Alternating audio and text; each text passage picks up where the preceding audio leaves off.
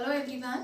In our previous video we have started a new chapter, Heredity and Evolution, in which we have studied about heredity, variations and inherited traits. And today we are going to study about acquired characters. See, characters and traits both are same terms. So what are acquired characters? There are certain characters which appear in an individual in response to environment, or which develop in an individual during lifetime. So these type of characters are called acquired characters. For example, means that develop in an individual during lifetime, like knowledge and skills.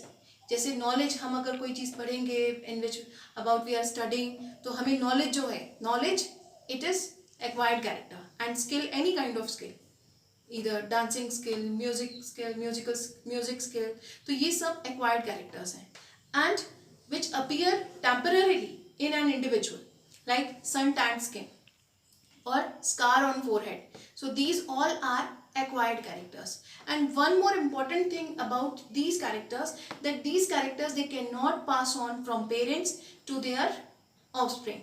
ये parents से progeny में transfer नहीं होते हैं. Okay? So inherited traits are the characters that can pass on from parents to their progeny. These are called inherited traits. And these characteristics are depend on the formation of proteins that a cell can manufacture.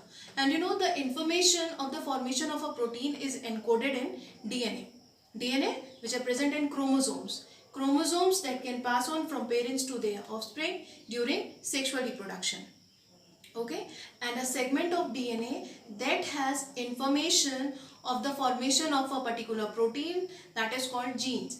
Okay, so genes are the basic unit of heredity. So DNA, it has the information for the formation of proteins.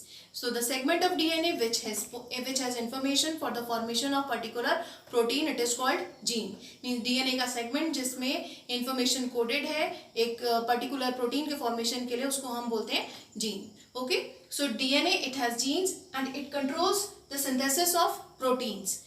और जो protein form हो रहा है उस protein के formation की वजह से कैरेक्टर्स अपीयर.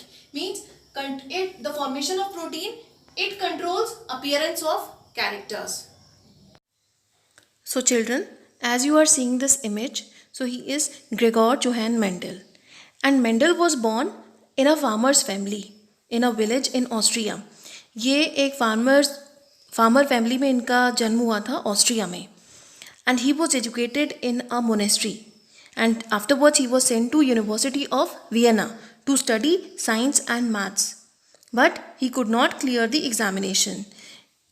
इनको बाद में फिर वियना यूनिवर्सिटी में भेजा गया था साइंस और मैथ की एजुकेशन के लिए, लेकिन ये एग्ज़ाम्स क्लियर नहीं कर पाए, तो ये वापस से मोनेस्ट्री में आ गए.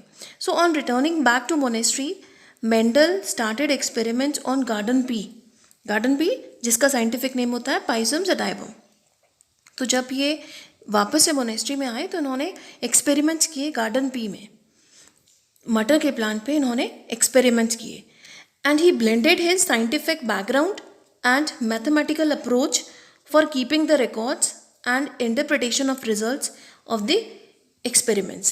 तो इन्होंने अपनी साइंस बैकग्राउंड और मैथमेटिकल अप्रोच दोनों को यूज़ किया, और उसके बाद इन्होंने जो अपने रिकॉर्ड्स बनाए तो उससे इन्होंने जो एक्सपेरिमेंट्स थे उनके रिजल्ट्स को इन्होंने इंटरप्रेट किया, उनको समझाया, और this help him to arrive at the conclusive interpretation of heredity mechanism, and he predicted laws of inheritance. और इसके बाद इन्होंने जो conclusion निकाला और उसके बाद इन्होंने law of inheritance जो थे वो दिए.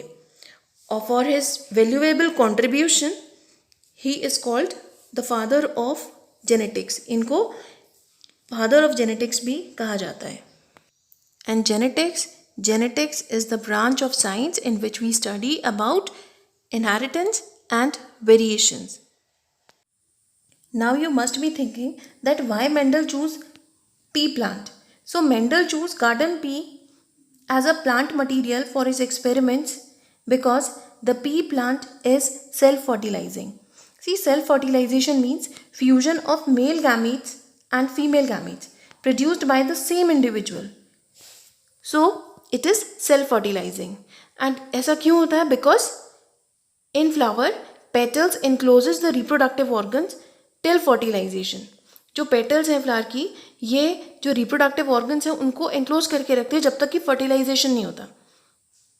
Because pea flower, it is bisexual flower. Bisexual means it has both type of reproductive organs. Male and female reproductive organs are present in the same flower. And secondly, the pea plant was easy to cultivate and from one generation to next generation took only a single growing season. It is annual plant. तो केवल easily ये cultivate भी हो जाता है और एक generation से दूसरी जनरेशन में इसको ग्रो होने में ज़्यादा टाइम भी नहीं लगता है. And pea had many sharply defined contrasting characters. जो पी प्लांट है इसमें as you can see in the picture, pea plant में बहुत ही अलग अलग कंट्रास्ट कैरेक्टर्स हैं. जैसे आप देख सकते हैं फ्लावर्स, अगर हम फ्लावर्स को देखें तो पिंक भी हैं एंड वाइट, और अगर पी का देखें सीड देखें तो देखिए ग्रीन और येलो है and yellow round and yellow wrinkled. And जो इसका पॉड है आप देख सकते हैं, एक पॉड भी रिंकल्ड है और इन्फ्लेटेड है. तो ये बहुत सारे कंट्रास्टिंग कैरेक्टर्स इसमें होते हैं जिससे हम इजीली इनहेरिटेंस को ऑब्जर्व कर सकते हैं. Because these characters are inherited from one generation to next generation. ये हेरिडिटी में होते हैं कैरेक्टर्स, ये इजीली एक जनरेशन से दूसरे जनरेशन में पास ऑन होते हैं because these are inherited traits. And third thing is cross pollination and fertilization can both be achieved easily. और पी प्लांट में क्रॉस पॉलिनेशन भी ईजीली हो जाता है. And Mendel did experiments on pea plant. So to eliminate possibility of self-pollination, Mendel removed anthers early in the bud stage from flowers which were taken as a female flower. तो Mendel ने जिस flower को female flower लिया था उसके anthers को remove कर दिया, क्योंकि जो पी फ्लावर है it is bisexual flower. It has both type of reproductive organs in it. And next step is the pollen from the anthers of the flowers which were taken as a male flower were transferred on the stigma of the fully mature flowers.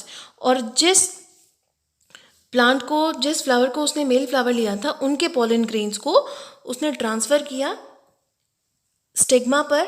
जो female flower लिया था उसके stigma पर उसने transfer किया. So this is called cross pollination.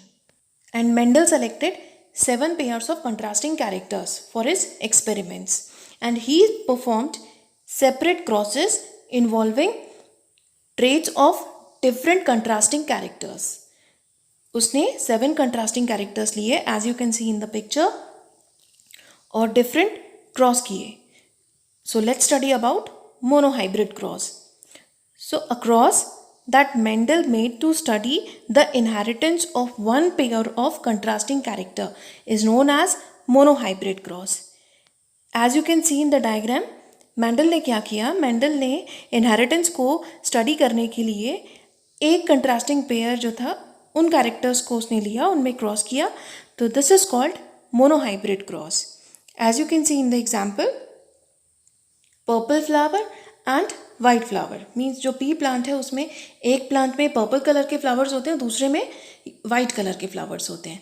And second example is tall plant and dwarf plant. दोनों ही plant same है लेकिन एक प्लांट जो है वो टॉल है और दूसरा डॉर्फ है.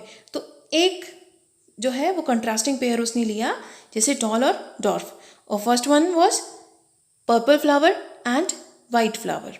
So this is monohybrid cross. Now let's study about dihybrid cross. So Mendel performed several crosses in which he crossed 2 varieties of pea plants having 2 contrasting characters. So dihybrid cross, it was made to study the inheritance of 2 pairs of contrasting characters simultaneously. This is dihybrid cross. देखिए dihybrid cross में उसने 2 contrasting characters लिए. As you can see in the diagram, that a pea plant which has yellow colored one seed and yellow is round, and green color seed which is wrinkled. एक तो yellow colour का seed है जो कि round है, और जो green colour का सीड है that is wrinkled. And second example is he took tall purple flower, और second was short white flowers. देखिए उसने जो प्लांट था उसमें प्लांट टॉल था और उसमें पर्पल कलर के फ्लावर्स आते थे, और जो दूसरा प्लांट था वो शॉर्ट था और उसमें वाइट कलर के फ्लावर्स थे। So in dihybrid cross, Mendel took two pairs of contrasting characters to study the inheritance.